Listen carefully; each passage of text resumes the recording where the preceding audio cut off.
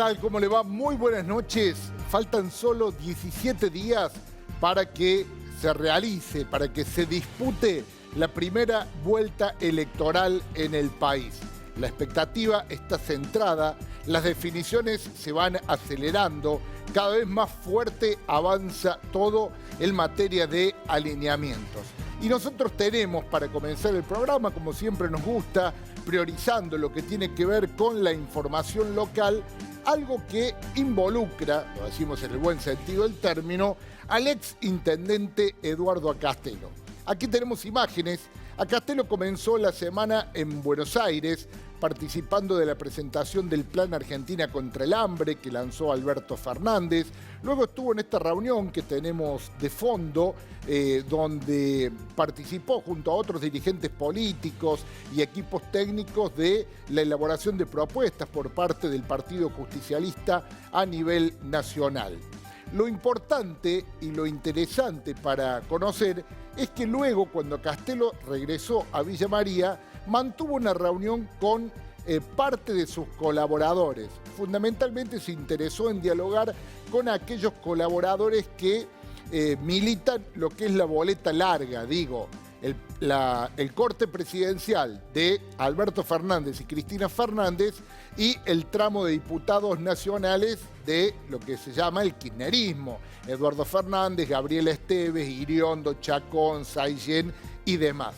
La comunicación que Acastelo hizo en ese momento fue que a partir de ahora y de cara a octubre, él va a trabajar Fernández y la boleta corta de Hacemos por Córdoba.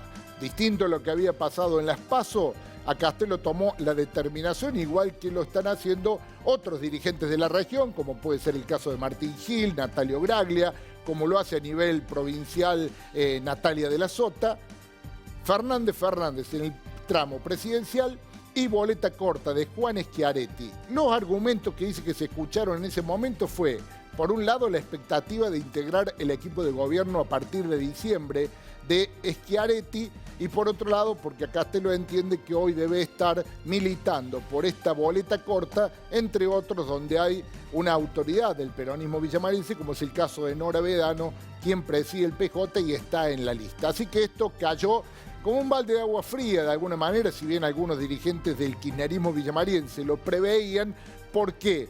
Porque esto le significa menor estructura y fundamentalmente menor control, fiscalización a la hora de la elección el próximo 27 de octubre. Dejamos este tema y ahora vamos a ir en búsqueda de placas. Tenemos placas en las cuales habitualmente nos apoyamos y que ya vamos a comenzar a compartir en pleno de la consultora Delfos de nuestro amigo y colega Luis D'Alaglio. Mire, en función de la crisis, los cordobeses y sus deudas. ¿Actualmente tiene alguna deuda? En el dato general, el 53% de los cordobeses, esto es 1.531.685 cordobeses, tienen deudas con bancos. Hay un 47% de coterráneos que no pasa esto. Vamos, bueno, o podemos ir compartiendo las placas. Sí, vamos compartiendo así, aprovechamos. Gracias, Klaus.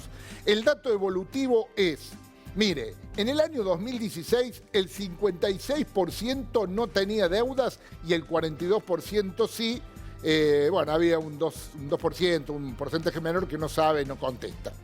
En el año 2018, 2 años después, un año atrás, a esta fecha, el 54, un poquito menos, pero se mantenía la tendencia. Mire cómo la barra roja se incrementa en el 2019. Ahora el 53 tiene deuda, el 47% no. Dejamos el dato evolutivo, nos vamos al dato por nivel socioeconómico. Aquí también, mire, en el nivel alto, una mayoría no tiene deudas. En el nivel medio está un poquito más equiparada, un 48 no tiene, un 52 sí tiene, y ya cuando vamos al nivel bajo, a quienes la están pasando más mal en esta crisis socioeconómica, el 42% no tiene deuda y hay un 58% que sí. La última placa nos va a dar otro dato. Mire, según la ocupación, los jubilados, la mitad tienen deudas, la mitad no. En cuanto a las amas de casa, un 42% no tiene, un 58% no. Y en el desocupados esto baja muy poquito, aumenta muy poco, pero solo un 41% no tiene deuda y un 59%, casi un 60% sí tienes. Estos son los efectos de lo que está mostrando la crisis. Hicimos un primer bloque más corto. Mire, el tema vivienda sustentable, el tema hábitat, el tema vivienda social, son conceptos que seguramente los ha escuchado mucho. Son temas, son desarrollos urbanos, proyectos que se vienen y que ya se imponen en muchos sectores de nuestro país. ¿De qué hablamos cuando hablamos de desarrollo, de hábitat, de vivienda sustentable? Lo vamos a estar conversando con un especialista luego de la pausa. Quédese porque le aseguro que es un tema que lo va a atrapar y va a aprender mucho sobre ello.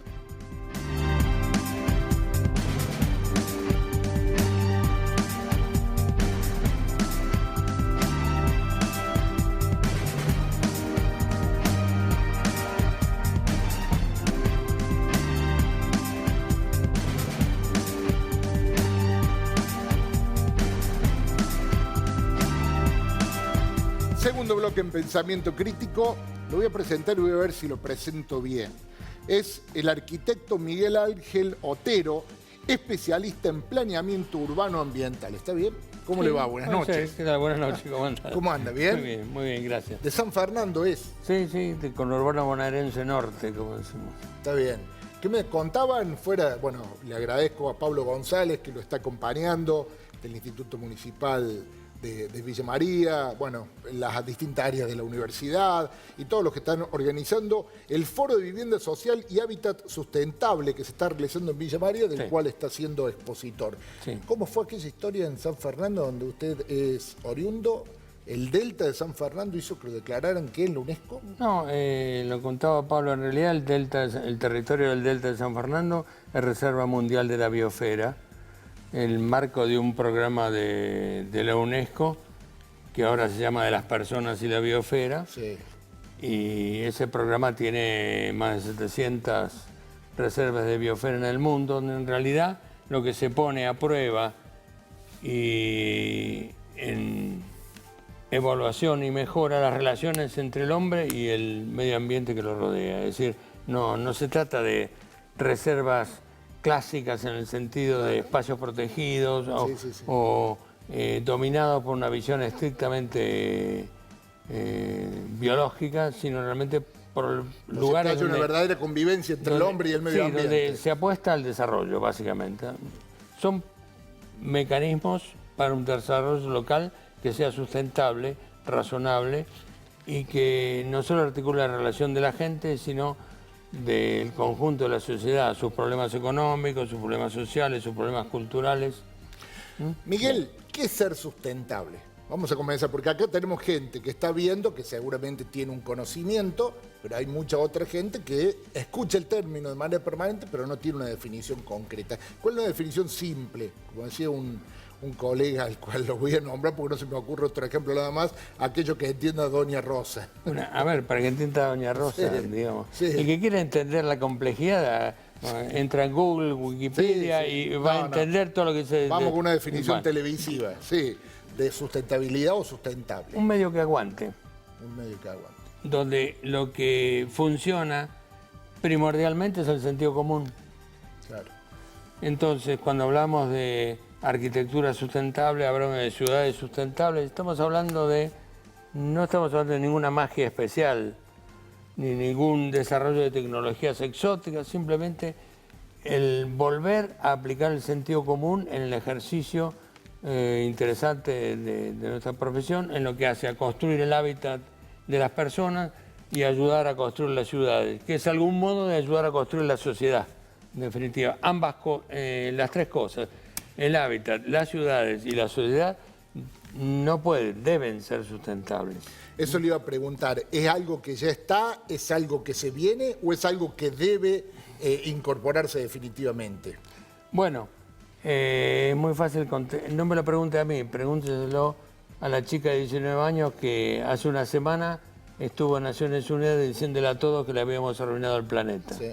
Así que yo no lo puedo resolver, yo soy de los que ayudé a arruinar el planeta. En este tema del fenómeno de la sustentabilidad, estamos entrando, ya estamos, Sí. en un terreno muy complicado, que es la época de o la etapa de las consecuencias. Se acabó la etapa de hacer las definiciones. Estamos empezando a pagar las consecuencias de un mal manejo. O sea que ya no hay más tiempo para diagnóstico, ya no hay más tiempo. Hay que empezar rápidamente a hacer sustentable nuestro medio, Sí, nuestro hábitat. Y sobre todo, cuando hablamos de lo que se puede hacer en favor de los que menos tienen, que están en situaciones más desfavorables, más desprotegidas, donde enfoca el interés la vivienda social.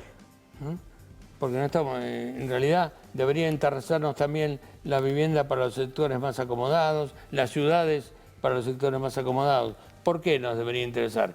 Porque es donde se derrocha la energía, se derrochan los recursos, se despilfarran en exceso los recursos que a otros le faltan. Si yo vengo y le digo, Miguel, lo busco como, yo sé que no está en eso y que la gente por ahí no la conoce, pero me lo definen todos sus pares, el maestro le dicen, bueno, pero si yo le digo, Miguel, defíname o hágame una vivienda social sustentable, prácticamente, ¿de qué estamos hablando? ¿Cómo debe ser? ¿Qué debe tener? Básicamente es un lugar que está bien hecho. Esto parece tonto, pero no lo es. Claro, sí, no porque alguno va a decir, mi casa está bien hecha, claro, está derecha, el techo no se llueve. Que está bien pensada, que las funciones que la familia o los habitantes de esa vivienda necesitan cumplir dentro de ese lugar, que sea razonable en el consumo de la energía, que utilice materiales que no sean contaminantes y no sean energéticamente costosos en su fabricación. Claro. Que permita las condiciones de hábitat y confort sin la necesidad de artilugios o artefactos artificiales. Tenemos imágenes de viviendas sustentables, seguramente las habrá ido a ver. Sí. O- Sí, estuvimos viendo material del concurso que se hizo, muy interesante. Es muy interesante. Usted recién dijo algo. El tema, ahí la estamos viendo, mira, ahí la estamos viendo. Muy bien. Ahí estamos, o sea, esa vivienda, ¿por qué se diferencia de una vivienda tradicional? O esas viviendas. Vos sabés que en realidad las viviendas no deberían diferenciarse de la vivienda tradicional. Si pensamos en lo que era la vivienda tradicional, digamos, 100 años atrás, Claro. o 200 años atrás, en cada lugar, que era la vivienda en la Mesopotamia, que debería ser una vivienda en la Puna, Sí. que debería ser una vivienda en lo que se llaman distintos espacios de calidad y condiciones bioclimáticas. Así se llama, es la palabreja técnica Sí, que sí, aparece, sí. las condiciones bioclimáticas. Bien. En realidad, hace mucho tiempo se venía haciendo así. Sí. En definitiva, el rancho consualero en La Pampa es una estructura arquitectónica, un artefacto construido por el hombre que le sirve para resolver su refugio y la relación que tiene con el medio ambiente. Exacto. En la Mesopotamia el problema será otro. Tiene que ventilar, eliminar la humedad, hacer correr el viento. Eso se hacía. Hemos olvidado, Claro. merced a echar mano tontamente de la tecnología, olvidamos esa práctica. Claro. Y fuimos reemplazando los saberes por los artefactos. Es un pésimo negocio. Claro. Los artefactos se rompen, son caros, consumen energía. Los saberes antiguos no se rompen, no consumen energía y son mejores. Y forman parte de lo natural, digamos, no hay una contaminación y lo demás. Usted dijo algo y me interesa remarcarlo, a ver si en algo me equivoco, corrígeme, No. porque la idea es que yo y los que están del otro lado lo entiendan y lo aprendan. Cuando hablamos de vivienda social sustentable, no solo hablamos de una forma de construcción, sino que hablamos que aquellos que van a ir a vivir a esa vivienda social sustentable también tienen que adoptar un método, una forma de vida. Generalmente se espera que una vivienda sustentable, que tiene tecnologías que se llaman de manejo de la energía de tipo pasiva, requiera de usuarios que se dice que son activos. Es decir, se supone que de algún modo el usuario, la familia, los personajes, los chicos que entran y salen en la vivienda tienen que ser inteligentes. Claro. Es bastante tonto, digamos, que nos preocupemos por calefaccionar una vivienda y la gente salga y deje la puerta abierta. Claro, claro. Así que, pero, como decía al principio, esto no es nada más que un ejercicio de sentido común. Claro. Nada más, no hay ninguna otra cosa. Después también hay saberes técnicos, es cierto, que permiten afinar el lápiz en esto y ajustarlo, sí. Pero básicamente esto se entiende a través del sentido común. A nadie se le ocurría en invierno dejar la ventana abierta. No, seguro. Cuando hablamos de vivienda social sustentable y cuando hablamos de vivienda, hablamos de una de las principales demandas y déficit que hay en Villa María, en Córdoba y en el país, y creo que en muchos lugares del mundo. ¿Estos sistemas son aptos para pensar como esas viviendas que estamos observando ahí, para desarrollar quizás bajo la concepción o bajo el regir del Estado? En realidad, cuando hablamos de vivienda social, siempre inevitablemente tenemos que hablar de la intervención del Estado, que es el que facilita la realización de estos emprendimientos. Lo lucrativo pero no tiene por qué tener nada especial una vivienda sustentable. Es simplemente el criterio con que fue pensada, cómo fue organizada, cómo está emplazada en un determinado territorio, cómo se ubica dentro del lote, cómo se orienta, cómo recibe el sol, cómo recibe el viento. Es simplemente ser astuto en el manejo de las cosas que los antiguos lo sabían y ahora hemos olvidado. Para que la gente lo termine de entender, usted hizo el proyecto del edificio de EPEC en Carlos Paz. Participé en un concurso nacional de anteproyecto que se hizo en el año 81. ¿Y por qué es sustentable ese edificio? A ver, expliquémosle a la gente, ¿por la luz, por la ubicación? No. Ese edificio, que no es un edificio, ese proyecto que EPEC había puesto al colectivo de arquitectos a recolectar ideas, esos son los concursos, búsqueda de ideas, tenía un objetivo principal, que era la búsqueda del ahorro de energía. Y entonces, tenía una condición particular, que era la utilización de energía solar, el calor de la energía solar para producir refrigeración sin medios mecánicos. Eso era un tema de ese edificio. Por eso era sustentable, pero había un ahorro sustantivo del consumo eléctrico en el funcionamiento de eso. Además tenía las características de lo que se llama cómo envuelve el edificio, las características de intercambio de aire, de calor, hasta de las aguas de lluvia, de humedad, todo controlado de tal manera de que los consumos que se produzcan en ese caso fueran lo más bajos posibles. Estamos hablando entonces de una vinculación absoluta entre lo que es sustentabilidad y medio ambiente. Claro, la sustentabilidad es una característica del medio ambiente, sí, correcto. Pero cuando hablamos de medio ambiente, no solo hablamos del medio ambiente, tenemos que hablar del ambiente, de la economía y de la sociedad. ¿Cómo es eso? Abarca, la sustentabilidad le vale para los tres. Claro. Y si no están los tres, no hay. Eso le iba a preguntar. ¿Sí, no vale, así no vale. Si no están los 11 jugadores en la cancha, el partido no empieza. Claro. Es así. Claro. Por más que el objeto del partido sea meter goles, también, pero hay que jugarlo con todos los elementos. Entonces, tenemos por un lado el problema del ambiente, que expresa la localización, el lugar, todas estas condiciones técnicas, el intercambio de materia, energía. Después el de la sociedad. Y los temas culturales y de uso que lleva la sociedad. Y después la economía, que también tiene que ser sustentable. Las tres cosas tienen que funcionar al mismo tiempo. Miguel, a lo mejor me voy a ir un poquito del tema, pero le voy a preguntar algo que usted lo dijo al principio, sentido común, y yo del sentido común le voy a preguntar algo de inquieto. El cambio climático, las lluvias, el calor, los vientos ya no son los mismos. Cuando pensamos en desarrollar una ciudad, ¿es imperioso hoy empezar a pensar en que aquellos planes de desarrollo urbano ya dejaron de tener sentido? No dejaron. En realidad, Son muy pocas, hablemos del caso de nuestro país, son muy pocas las oportunidades de plantear una ciudad hecha a nuevo, ex novo, como dice, la planificamos y la montamos. En realidad estamos hablando, Digo, lo que se haga a partir de ahora. estamos hablando de correcciones, modificaciones, reformas, mejoras, optimizaciones de las ciudades que ya tenemos, generalmente es así. Sí, seguro. Hay una serie de consideraciones que se pueden hacer de lo que es una ciudad sustentable. Sí. Pero en los tiempos que estamos viviendo, a mí me gustaría que nos detengamos en 2, 3 aspectos nada más. Podemos hablar de movilidad, de baja energía, de uso adecuado de materiales, fenómeno.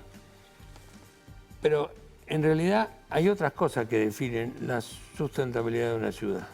¿Por ejemplo? Por ejemplo, que la ciudad sea un lugar que dé derechos. Sí. Y hoy, varias cosas más podríamos decir, pero hoy, en los tiempos que estamos viviendo, diría que la ciudad es un lugar donde no haya hambre. Claro. Eso es sustentable. Sí. También eso es sustentable. Sí, sí, sí. Esto tiene su importancia porque cuando llega el momento de tomar importantes decisiones y decisiones políticas, también quienes tengan la responsabilidad de decidir van a tener la necesidad de priorizar. Claro. ¿Por dónde empezamos? Claro. ¿Empezamos por la movilidad sustentable, ponemos autitos eléctricos o resolvemos que todo el mundo coma? Claro. ¿Hay que resolver el problema de contaminación del automóvil? Sí, hay que resolverlo. En tanto, no derivemos fondos que tenemos que destinar primero a la urgencia, que es realmente la más y definitivamente urgente. Bueno, qué definición en un momento, en una semana donde ha habido definiciones políticas sobre este sentido. Y o sea que esto también tiene que ver con... ¿Hay una concordancia de todo esto que usted plantea con el desarrollo de las políticas públicas actuales? ¿Hablemos de nación, provincia y municipio o estamos todavía lejos? La verdad. Debiera haber, ¿no? Sí, bueno, el sentido común a mí me dice que sí. Bueno, hablamos del sentido común, varias veces hablamos del sentido común. Sí, que bueno, muchas veces es el menos común de los sentidos de nuestra patria, ¿no? Sí. Y en varios lados, perdón. Claro. Yo digo los acuerdos entre desarrollistas, entre los municipios, entre lo público, en pos de ir a conseguir estos resultados. En realidad creo que hay que ser honesto y piadoso. Sí. Con nuestros colectivos políticos, técnicos, sociales, etcétera, etcétera. Creo que son tiempos que hay que hacer lo que se pueda. Claro. Claro. Entonces, yo creo que en estos tiempos las políticas públicas se comienzan a manejar en esa dirección. Se comienzan a manejar en esa dirección. Por más que hay materiales de lectura que son importantes y no son nuevos. Sí. Si hablamos del ambiente del desarrollo sustentable, tenemos que hablar primero de la carta a los gobernantes y pueblos del mundo que envía Perón a la primera cumbre de la Tierra Naciones Unidas en Estocolmo en 1972. Claro. Hay una definición muy clara acerca de que el ambiente está estrechamente vinculado a lo económico y lo social, y el sujeto principal de la cuestión ambiental es el hombre. Claro. Sí. Ahí empieza y termina bueno, todo. Y otro tema que debe ser inspirador para las políticas públicas es lo que hace el Papa Francisco cuando hace su encíclica Laudato Si, que habla del cuidado de nuestra tierra. Claro. Ahí hay elementos que nos permiten entender cuál es la ética de lo que deben ser las políticas públicas, que rozan o invocan o se apoyan o mencionan o dicen los temas del ambiente. Porque al decir los temas del ambiente, te vuelvo a recordar, no estamos hablando solamente de las flores, los pajaritos y la ballena. Claro. Estamos hablando de la economía y estamos hablando de la sociedad, estamos hablando de la gente.